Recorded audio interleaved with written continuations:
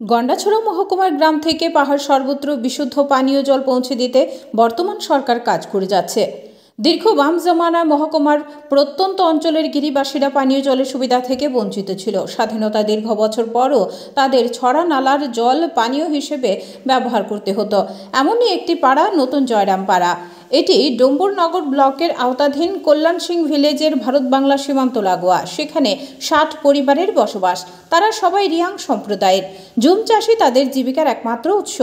বর্তমানে জল জীবন মিশন প্রকল্পের মাধ্যমে নতুন জয়রামপাড়া পানীয় জলের উৎস তৈরি করার লক্ষ্যে এলাকার বিধায়িকা নন্দিতা দেববর্মা রিয়াং বিশেষ উদ্যোগ নেন। এই মোতাবেক বিধায়িকা পানীয় জল সম্পদ দপ্তর আধিকারিকদের সাথে নিয়ে এলাকা পরিদর্শনে যান এবং পানীয় জলের উৎসস্থলের জায়গা নির্ধারণ করেন। আর তাতেই খুশি এলাকার গিরিবাসীরা। আজকে আমরা কল্যাণ সিং বিসি আন্ডারে নিউ জয়রাম পাড়াতে আছি। দীর্ঘদিন ধরে এখানে জলের সমস্যা, কিন্তু গত বছর একটা রিগ মেশিন বসানো হয়েছে, একটা আর একটু নিচে। তো এখানে বিএসএফ ক্যাম্পও আছে, তো গ্রামবাসীরা জলের জন্য অনেক অভাব।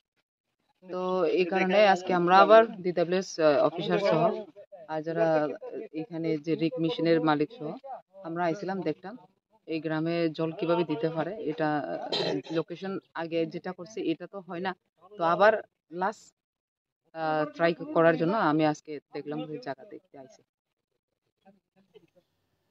ব্যুরো রিপোর্ট, হল্লা বল।